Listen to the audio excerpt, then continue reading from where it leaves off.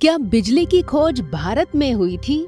दोस्तों, आज के युग में हमारे जीवन को बिजली ने बहुत ही सरल बना दिया है। अगर कभी कुछ घंटों के लिए लाइट चली जाती है तो हम बेचैनी महसूस करने लगते हैं, क्योंकि बिना लाइट के हमारे फोन, टीवी, लैपटॉप, घरेलू उपकरण, हमारा आवागमन सब कुछ बंद हो जाता है। लेकिन जब भी लाइट के आविष्कार के बारे में बातें होती हैं, तो लोगों के मुंह से थॉमस एल्वा एडिसन का नाम ही निकलता है। यूरोपीय वैज्ञानिकों के अनुसार एडिसन ने ये आविष्कार 1880 में किया था। लेकिन आप ये जानकर हैरान रह जाएंगे कि ये दावा पूरी तरह से सच नहीं है।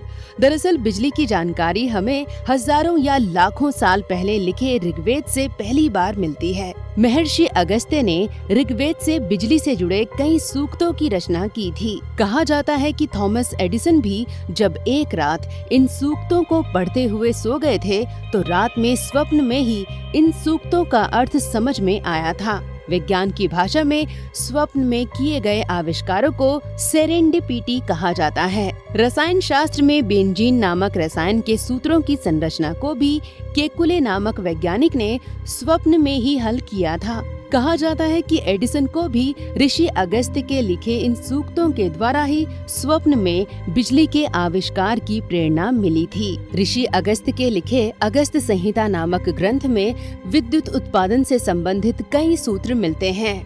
संस्थाप्य मृण्मये पात्रे ताम्रपत्रं सुसंस्कृतं छादयेच्छिखिग्रेवेण चादर्भिः कांस्टपांशुभिः दास्तालोष्टो निधित्वयः पारदाक्षादितस्ततः संयोगाज्जायते तेजो मित्रवारुण संगीतम।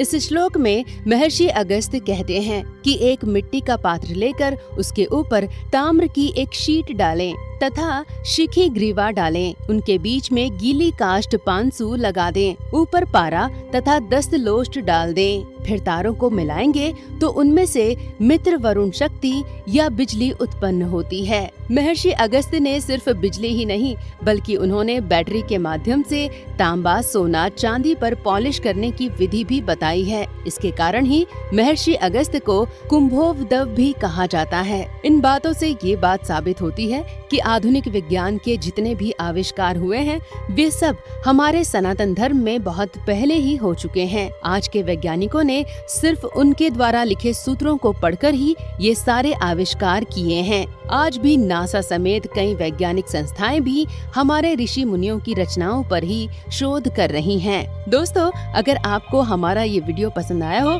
तो इसे लाइक और शेयर करें, और हाँ, हमारे चैनल को सब्सक्राइब करना ना भूलें।